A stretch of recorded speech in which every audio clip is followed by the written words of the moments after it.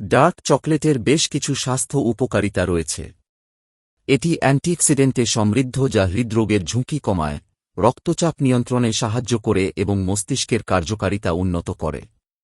এছাড়াও dark chocolate সূর্যের ক্ষতিকারক রশ্মি থেকে ত্বককে রক্ষা করতে পারে এবং চাপ কমাতে সাহায্য করে।